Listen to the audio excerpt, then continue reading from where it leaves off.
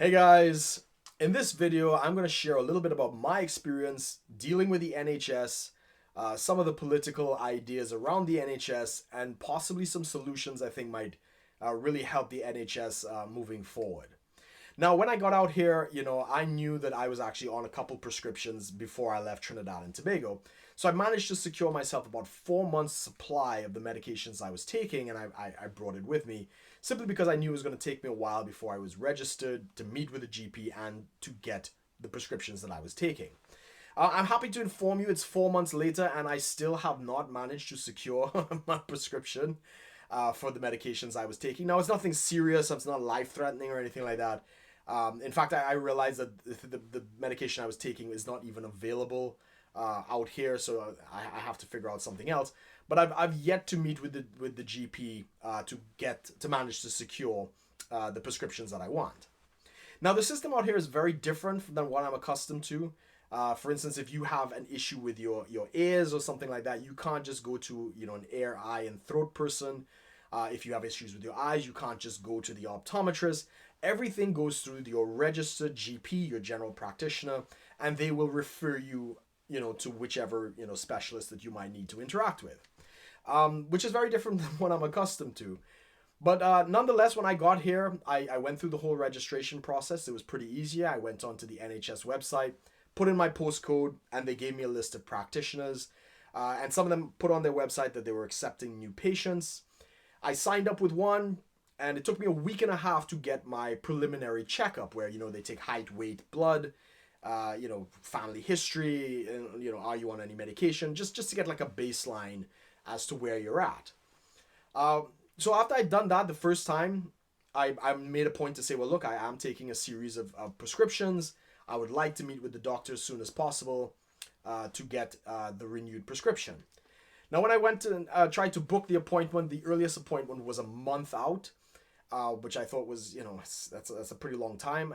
But the lady suggested that I could get one sooner if it is that I called on the Tuesdays or Thursdays, the only days that the doctors were working, and I could book the appointment that same day if that was the case. So I opted for that option, figuring that I'd probably get through a lot sooner.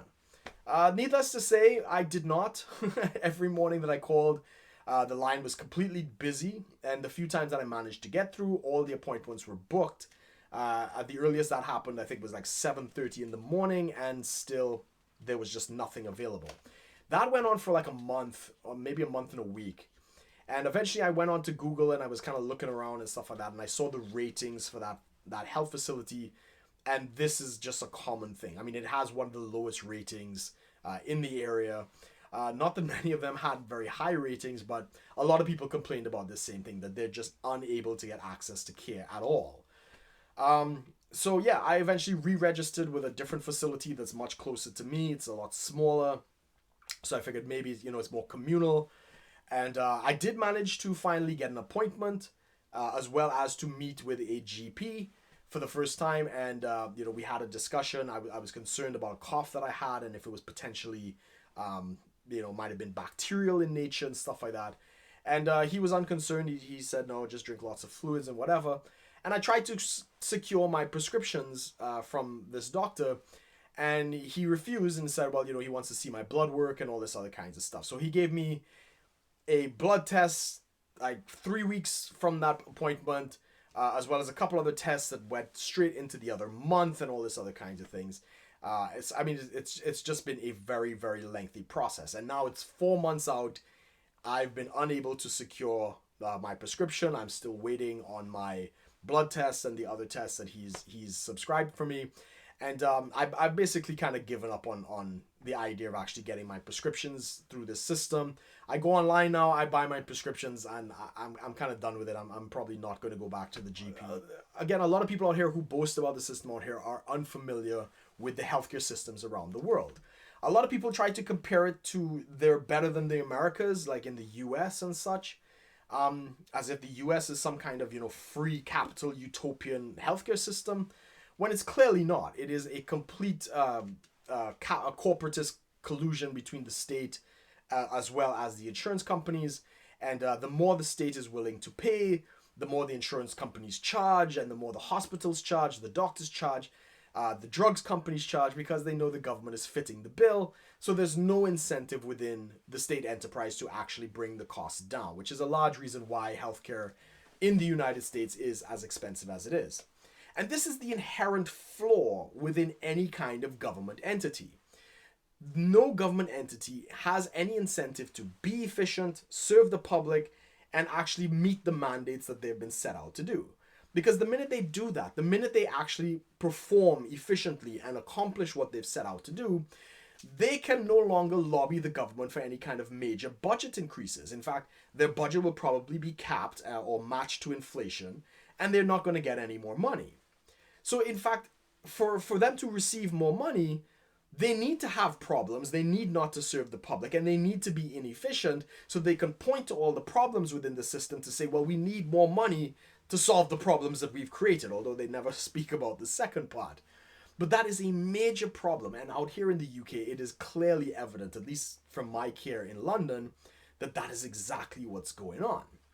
Now, I am not opposed to the idea of universal healthcare. I'm opposed to single-payer system because it puts all of the power into the hands of the state to match every bill. And I'll explain it to you like this. Like, if I went shopping and I knew that no matter what I bought, the government was going to pay the bill, I will go out and I will buy the best of everything. I will buy filet mignon, racks of steaks and a couple lobsters and shrimp and, I might get a couple bottles of fine wine and all these other things. And by the time I reach the cashier knows the government is paying. They have no incentive to charge me even the normal price. They could charge me double. And if they're smart and they're trying to make some money, they will charge me double because they know the government is paying. And that is basically the problem. The more the state gets involved in the healthcare industry, the more it takes over, the more you're going to have inefficiencies, problems, costs are going to skyrocket, etc., etc. Now, if the UK really wanted to compare their National Health Service, a more fair comparison would have been some place like Germany or Switzerland or even a country like out in Asia such as Singapore. Now, these countries are very different in how they manage their healthcare. They have a lot more free market elements to it. And the fact that the NHS system has never been repeated in any other country should be a good indication that this may not be the best way to offer universal healthcare. So I'm quite fond of the Singapore system, where there are basically 3 tiers of healthcare. People are encouraged to, have their own health savings accounts. And primary care, like visiting your doctor, getting renewed prescriptions, blood pressure checks, and just your rudimentary checkups, all of that is paid out of pocket by the patient. The healthcare saving accounts allows them to pay for this primary care. So because the patient is paying, they're very concerned about cost. And at the same time, because the patient is paying, the doctor has to have service that is affordable for his patients. And at the same time, the drug companies and so forth, if it's out-of-pocket expenses, have to price their drugs to the point where people can afford it. So when the minute you take out the biggest chunk of healthcare, which is primary care, it's all the rudimentary checkups and other stuff, that is the biggest cost to any healthcare system. So the fact that they've taken that out and mostly handed it over to the doctors and the patients, not so much with the insurance companies, the cost for primary care is a lot less, and the drain on the state is a lot less. Now, the state really gets involved even with the insurance companies, heavily subsidized for emergency care, which is ideally what insurance is for. So you might have a major accident, a catastrophe, a heart attack, any of these major kind of life-changing events, catastrophic health events. That is what the insurance is for. So people are encouraged to buy their own insurance, and a lot of it is heavily subsidized by the state to make it more affordable. And because, emergency care happens a lot less than primary care and, just the prescriptions and stuff like that, the burden on the state is a lot less. I think their spending as a portion of GDP on healthcare in Singapore is somewhere between 8, 9, maybe 10% of the overall budget.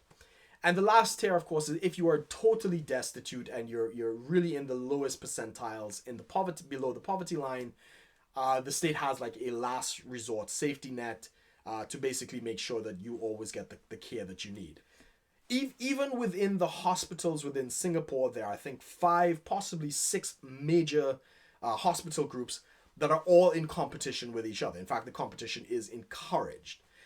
So again, because they're competing for patients and for care, and they're private run facilities, they want to try and bring as many patients into their facilities as possible, and they do that by lowering cost, having high efficiency, trying to score very good on on patient care and other things, and that kind of system actually brings costs down overall. That is a complete reversal to what's going on out here.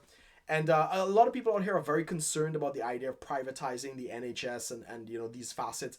And I'd make a point to that just because you privatize the NHS does not necessarily mean it's going to be more efficient. Now, it might be, in many cases it will be, but you need privatization, or at least competition is really what tends to spark innovation and cost controls and stuff like that. So even if you marry the state giving some kind of subsidies with more free market principles of competition and stuff like that, that in itself, if you don't want to go full privatization, that in itself is a far better system where these entities compete for the state funds, in other words, than having just a one single payer system. So yeah, I mean, those are some of the ideas. I mean, there are a lot of other things that could be addressed in terms of the administration side, a lot of the bureaucracy side, and a lot of money. A lot of people in the bureaucracy side tend to make a lot of money. That money could better be used serving patients. But because, again, it's all state run, there's a lot of bureaucracy and other kinds of things in there. The efficiency of like how much money actually gets to the patients is not as good as it could be, in other words. But yeah, I know this is a sensitive topic. The Brits out here love their NHS. They see it as the crowning jewel of a just society. And all of that's great. Unfortunately, a lot of them are not exposed to other systems.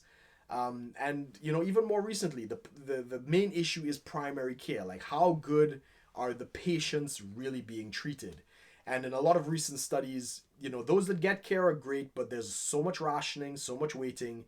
A lot of people die in the system from preventative measures that could have been done that are the direct result of the inefficiencies of the system, not because we don't have cures or treatments or whatever the case might be.